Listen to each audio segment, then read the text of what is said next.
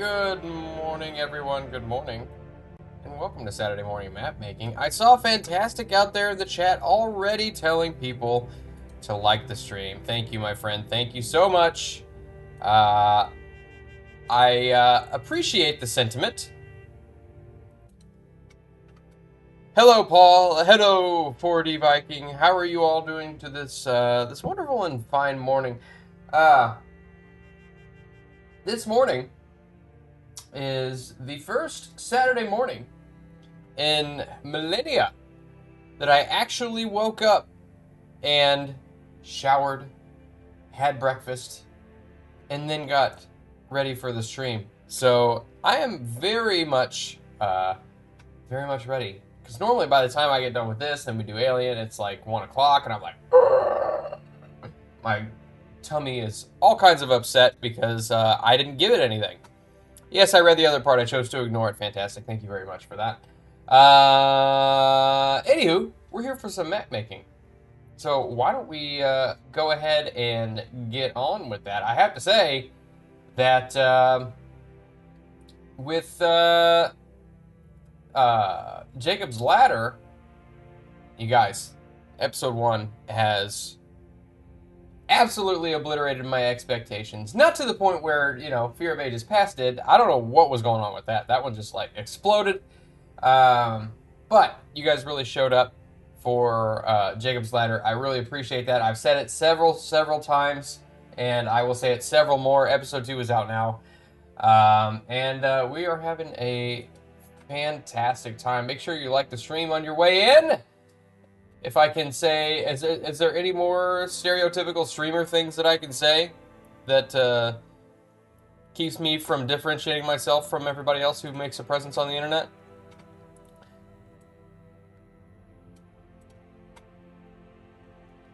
Alright, so with that being said, we are in the middle of making a gladiatorial arena.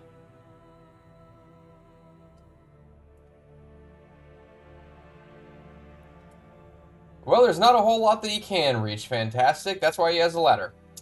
Gotta watch Jacob's Ladder episode 2 along with Strange Aeons. Both of them are quite good. Actually, Strange Aeons last night, I feel like we actually got a lot done. One thing that I want to try to do is that, and I've noticed that we've really leaned into the silliness of the characters in that campaign. And, like, the story has just taken kind of a back seat, and we're just kind of on autopilot. And I want to kind of get away from that. Like, I feel like maybe, I don't know, apparently, obviously the chat, you guys are enjoying it, or else you wouldn't still be watching it. But,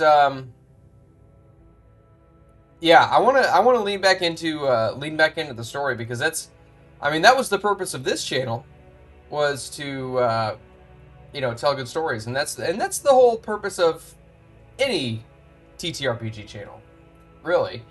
I mean, at the end of the day, you just want to tell a good story. As a GM, you want to tell a good story for your players. As a player, you want to tell a good story as your character. So, I mean, you know. But we've really been leaning into the silliness, and I want to go back into the story a little bit. Because as you guys know, I do have an affinity for Call of Cthulhu. We are getting into some Cthulhu-esque stuff in Strange Aeons, which I'm a fan. I'm a fan of. Let's see. So that is 75. I tell you what I want to do. I want to put some obstacles in here.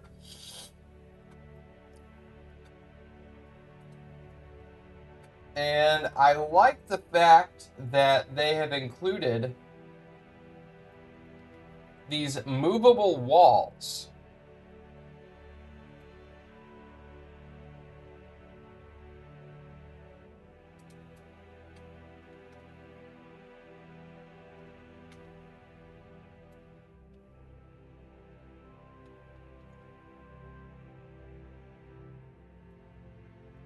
You can move them around as you like, but I like the idea that each side gets their own little walls. I might, you know what? I kind of want to just splatter them around. Would it be weird if they were just like, if there was no organization to them, if they were just kind of around? Just kind of around the outside.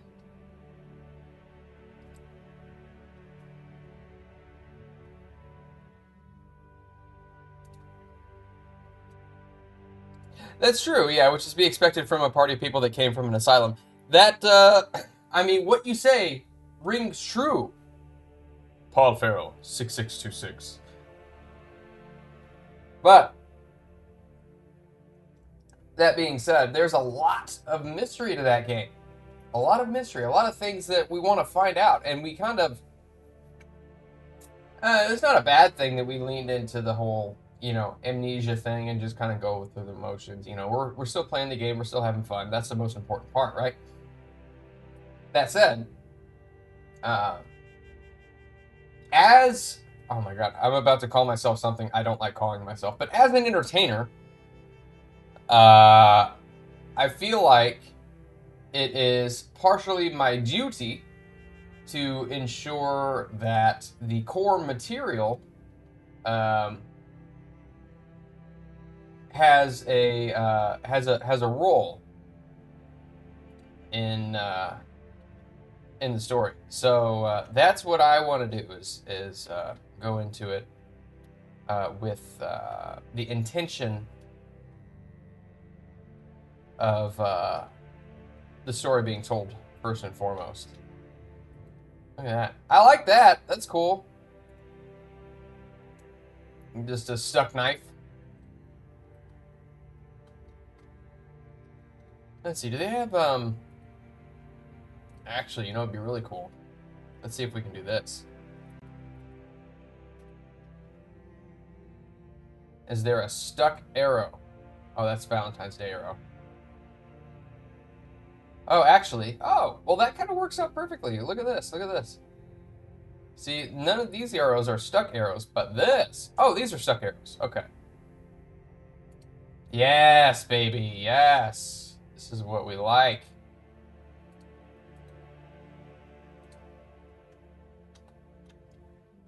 I like the idea of making sure that this Coliseum looks fought in.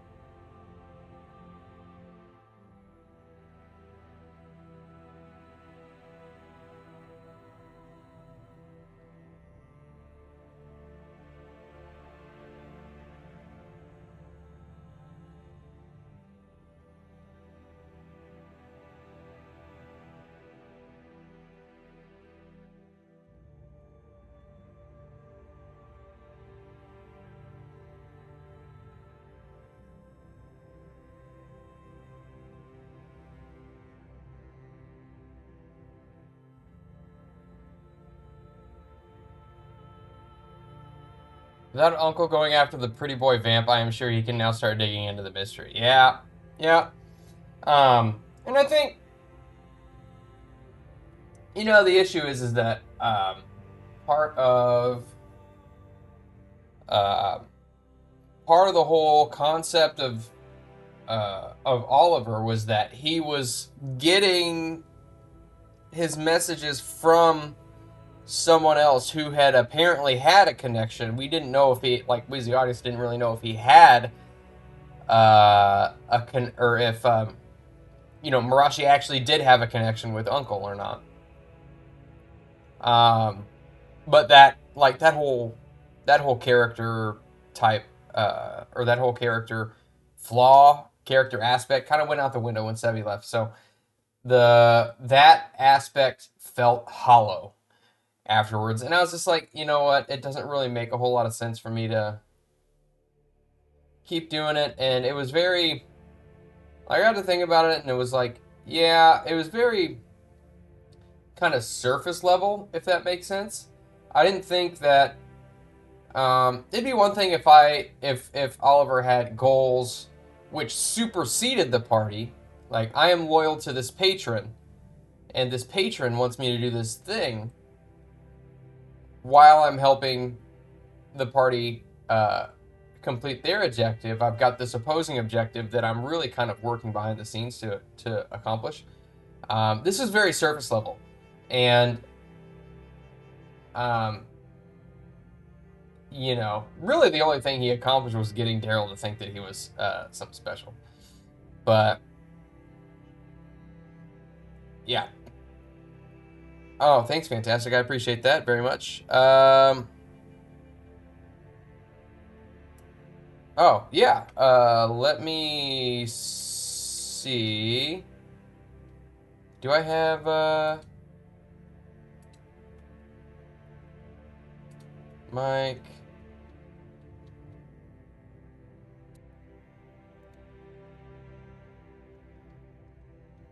All right. Is that any better? Is that any different?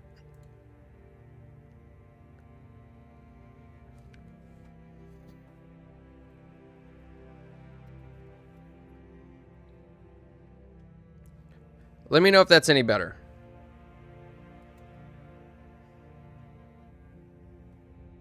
It should only be picking up one source of audio.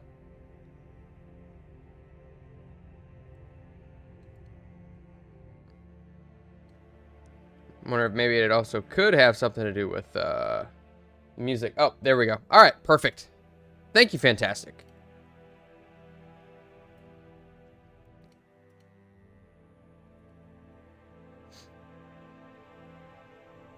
Yeah. And he was a rogue ninja, so gathering intel was right up his sleeve. Yeah, and, honestly, I had talked to a Rudai, and I was like, look, after a certain point, I was almost professional. Thank you, fantastic. After a certain point, I was not as into the idea of playing Oliver. Just because I felt like his overall goal was gone. And he was now at a level where, like, he was kind of a joke, and I really, like, honestly, it's my own fault, but with the when he got addicted to the mushrooms, I was like, all right, man, I'm done with this. I didn't really like the way that the rogue played. Doesn't help that my roles are dog water, but the fact remains that I just was not necessarily into the role that he played in the party. He didn't really feel like he had much of a role, because it never failed. You sneak ahead and stuff like that. You try to scout stuff out. And the way that Savage Pathfinder kind of works,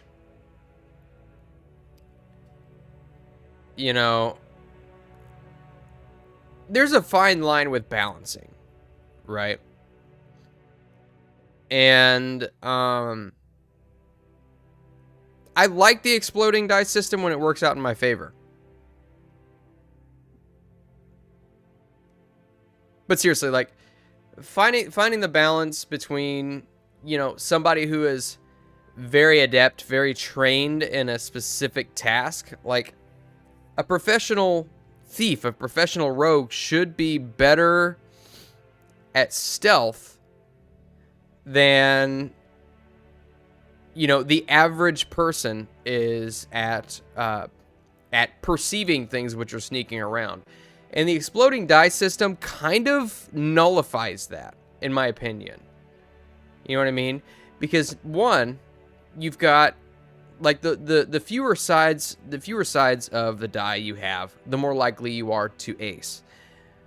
And so having a D8 in stealth could be just as good as having a D12, because you've got a higher likelihood to ace, plus your average is a 5. And so if you ace, you're more likely to ace on an 8 than you are a 12. And if you get that ace, your average is going to be probably 13 without any additional bonuses. So that's better than you could ever get with a D12 without acing it. And so, like, you know, it seems to me like ultra proficiency with a skill in Savage Worlds doesn't really... I don't think it translates as well as in other games. Honestly, like I said, I like the exploding dice mechanic to an extent, but it has its limitations. And I didn't really like the way that those limitations interacted with the rogue. Because the rogue is a very utility-based class. And obviously they get sneak attack and stuff like that. But the purpose of a rogue really is to sneak around, be able to disarm traps, be able to find stuff, unlock doors, you know, all that good stuff. And it really rubbed me the wrong way. I got really frustrated, quite honestly, a couple episodes ago when Oliver was sneaking around in that courtyard and those topiaries aced on his stealth roll, or on their observation roll. I noticed them moving and going to attack me, but like I was like, it was on hold. So it was like me noticing them noticing me meant nothing. And so I was really, really frustrated in that fight because I felt cornered and there was nothing that I could do. Hey, good morning, History Eraser Button. What's up, brother? Put together a probabilities dice table on success chance 4 or better with each die size plus a hero's d6. You do have a higher probability of success as die size increases, but it's diminishing returns. Yeah, I mean, I could see that. I could see that.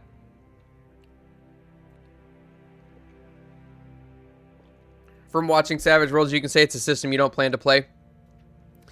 Yeah, I mean, you know, look, there are people who love it. I know Arudai loves it. I know Scott loves it. Scott's a for those of you who saw the announcement for him in Legend Seeker, he's adapting Legend Seeker to Savage Worlds. And so obviously, these guys absolutely love it. It's just not my thing, man. You know? The D20 can be really, really, really swingy.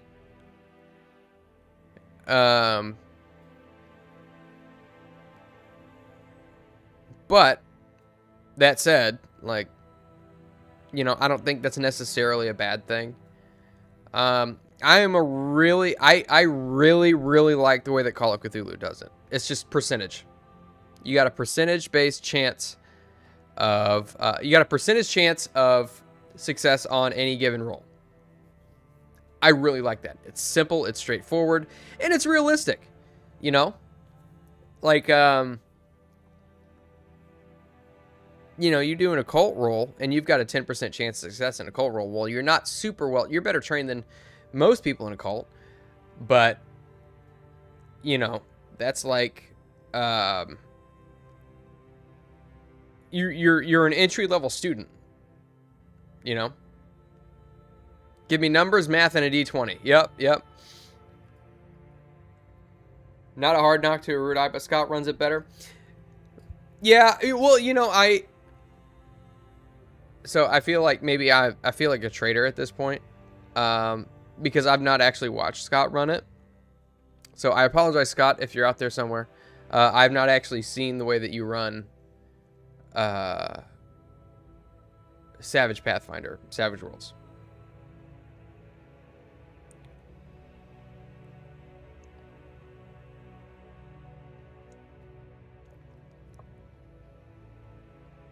But I will tell you, the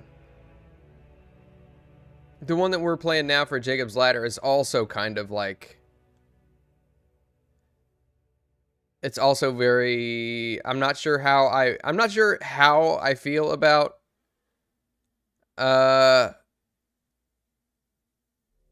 really am not sure how I feel about the dice system in that, because it can also be like, you know, you can be very proficient with something, and it's very simple. It's very simple. It's you got 4 stats. You roll against one of those stats for any situation. Very simple. And there are certain modifiers that you can put on it based on talents, based on the situation, yada yada yada. And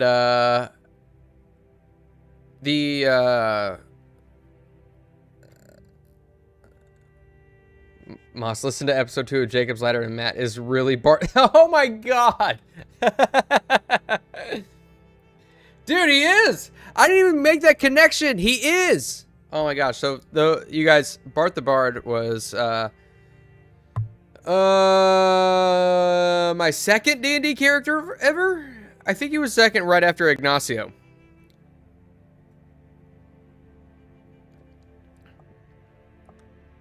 He was just this halfling. He was this halfling bard who was just kind of this laid-back surfer dude. And yeah, I guess I must have summoned Bart the Bard. He keeps coming back. He really keeps coming back. But like I'm kind of undecided on the year 0 system.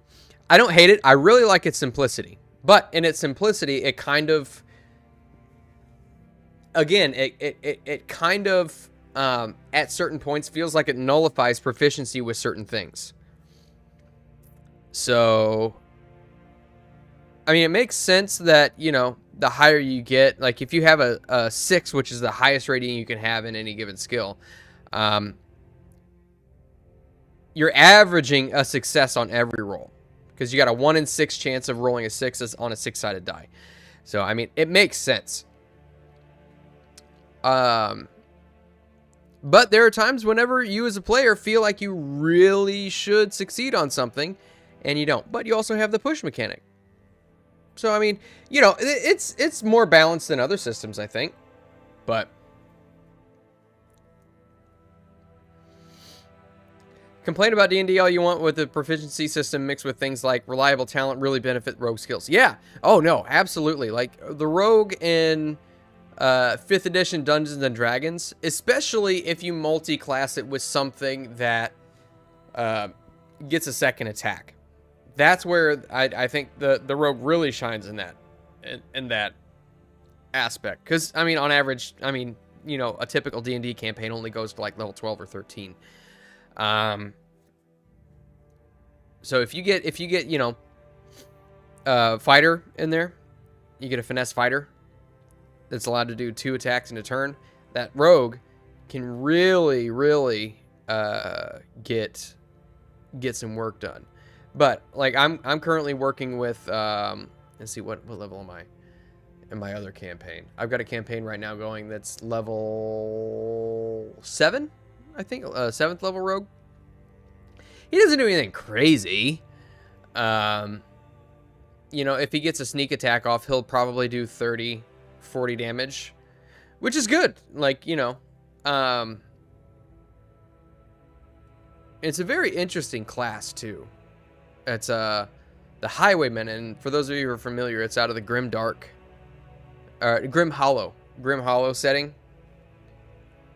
And the Highwayman. So one of the main thing, a couple of really cool things about this class is that whenever you roll initiative, you can immediately take a single action. That action can be used to either 1, make a single attack, 2, move without taking an opportunity attack, or hide immediately as initiative is rolled, and you still keep your turn in initiative.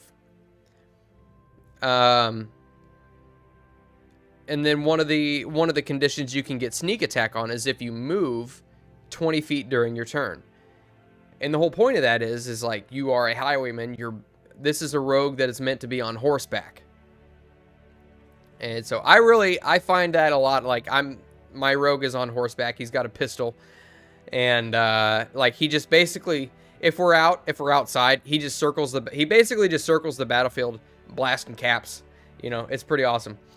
Yeah, Grim Hollow is really good.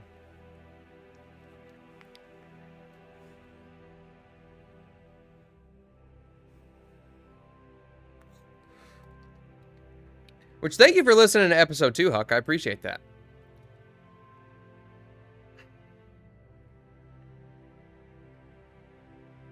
think it makes sense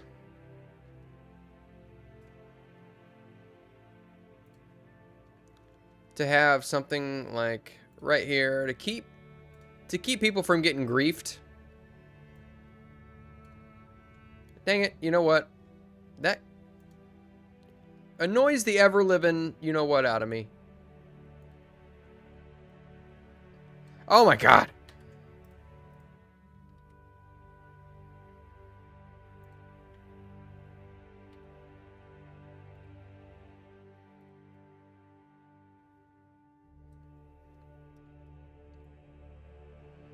Okay, take... That's one thing what am I going to have to do? I'm going to have to sync this into the background, I think.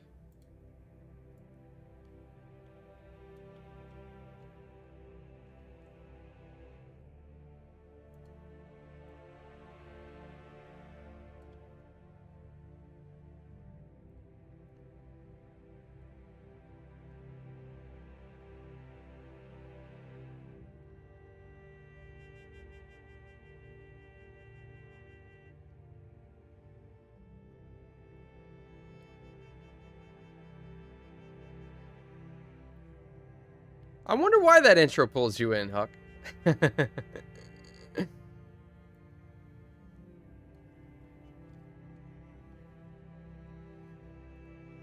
those of you who don't know, Gillard Zach there in the chat. I call him Huck. We're good buddies from many moons ago.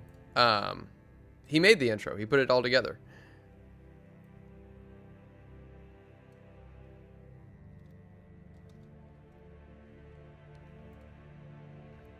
Saving it for next work day. Well, I appreciate you putting it on the back burner either way, my friend. I know you always show up, and I greatly, greatly appreciate that.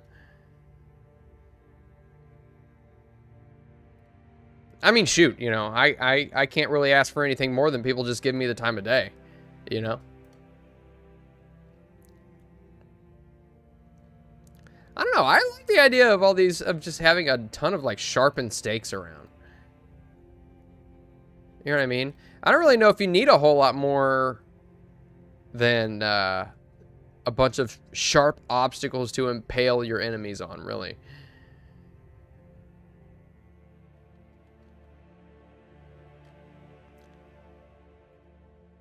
But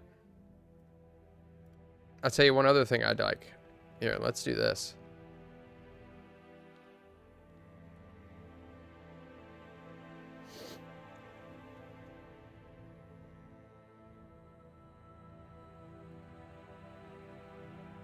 I don't want to litter the place too much with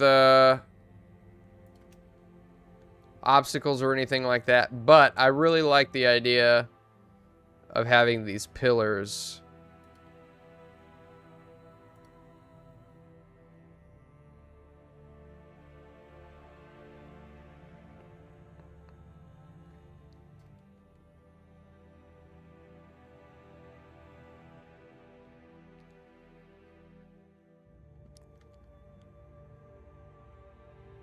Except that fantastic guy, he can show up less. Oh, fantastic. Fantastic can show up as much as he wants to, my friend. I don't care what everybody says. Fantastic's a good guy. Don't tell him I said that, though.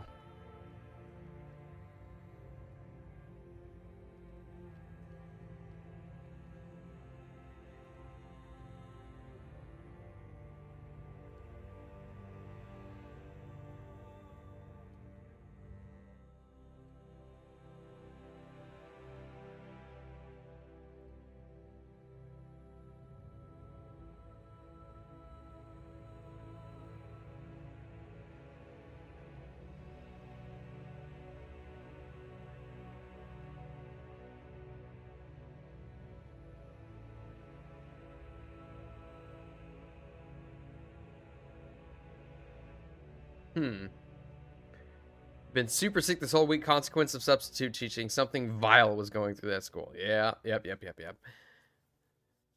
That's what happens when you work with frickin' kids.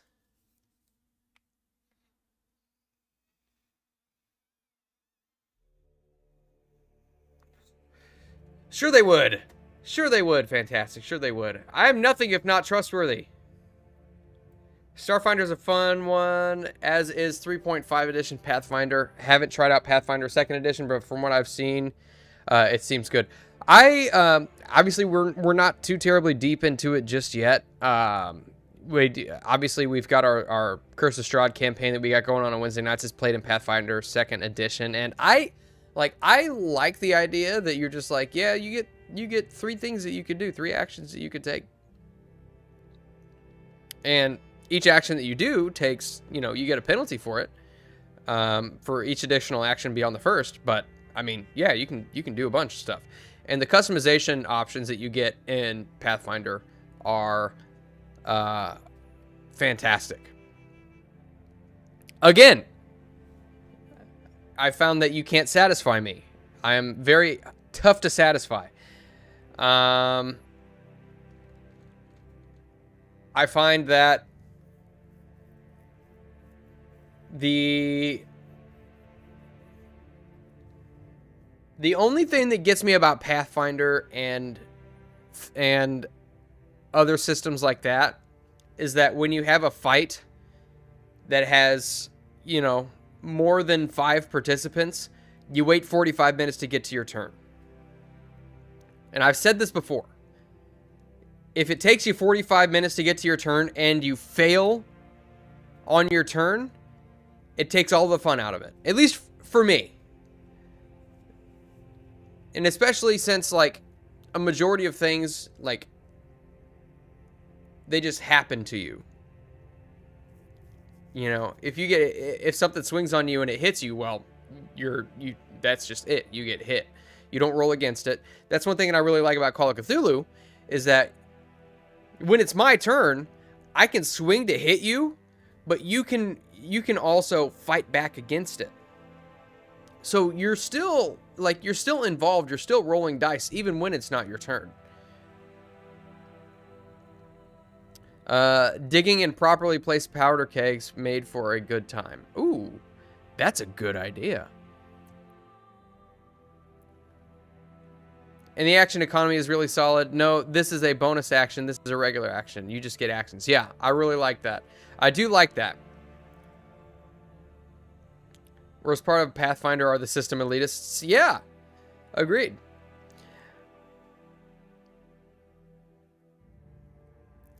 I mean, that's fair. Yeah. Not if you have players who know the system and aren't fighting with the VTT mechanics and a decisive GM. Yeah. I mean, I can agree with that. But that's very rare. Not necessarily that you have a decisive GM, but like, players in particular should know what they're going to do before their turn comes up. And that can be tough to do, obviously, because the situation can change over the course of a round. But still, you should have at least some sort of an idea of what your character's going to do. So, yeah.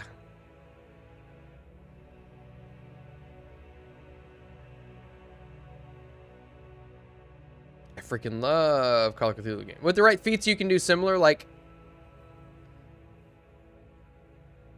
you talk about fighting back whenever, well, yeah, like, you can fight back, like, in the sense that, in Savage Pathfinder, you can, like, you get first strike when somebody enters your square. You can make a melee attack against them. I like that. I mean, it is cool because it keeps people on their toes and stuff like that. You gotta have a plan and then backup plans. Yeah. Well, here, I'll tell you one thing about me is that I'm not good at chess. So, go figure. Yeah, man, running Call of Cthulhu games is a lot of fun. Huck, if you haven't checked out Massive Nyarlathotep that I'm running over on Moonskull, you should definitely do that. It's a lot of fun, but, like, just this past episode, all of the players ran into, they picked up a bunch of evidence, and just now they got to see just how big the scope actually is. And, I'm excited for it, but I'm also, I as the GM I know the material, but I'm also intimidated by it because there is so much material to keep straight. There's so many characters, there's so much information, there's so much of, well, everything. There's a lot going on, a lot of threads to keep straight, a lot of concurrent events that could happen with or without the players. I mean, there's a lot going on.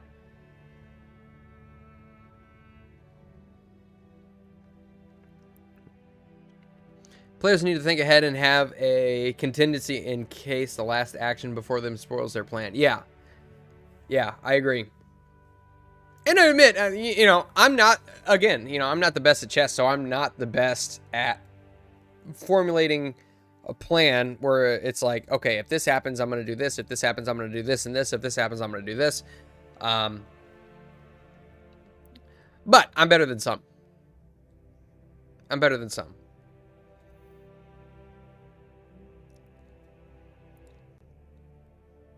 What the hell is a moon skull? It's the other channel I run games on, dude. That's what we've been talking about. That's where Strange Aeons is. That's where Massive Nyarlathotep is.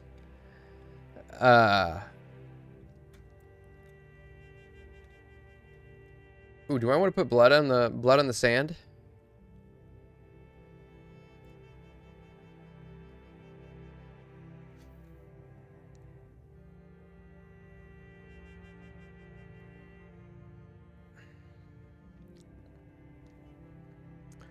Ooh. You know what I'm gonna do?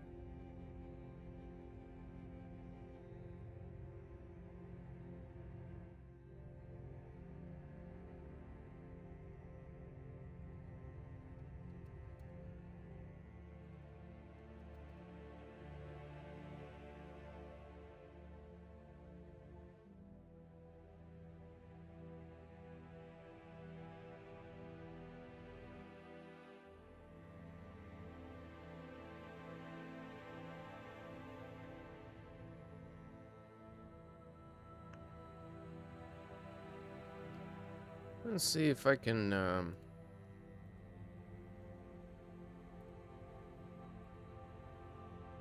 Ooh. I kind of like that effect. Let me see. Okay, well that looks a little bit too much. Oh, weird.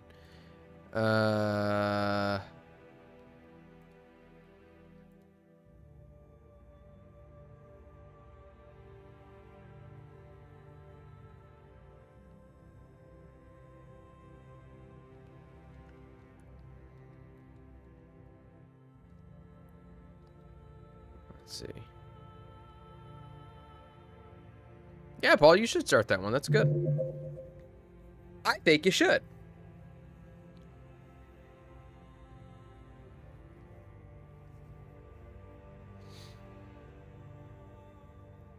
Is a channel run by crazy people? You're not wrong. You are not wrong. Found Call of Cthulhu to be a really great way to explore historical eras. It is. It is. Now, if I was more knowledgeable about it, it might be a little bit better. But, regardless.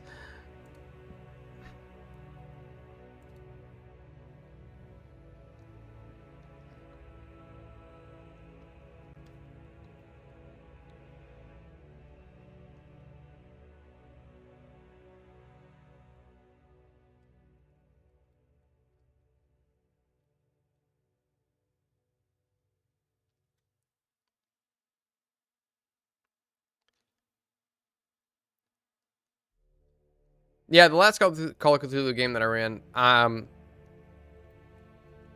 yeah, So I really, really liked the horror on the Orient Express. I think it was a great campaign, um, because it was really good about ensuring that the players stayed on track.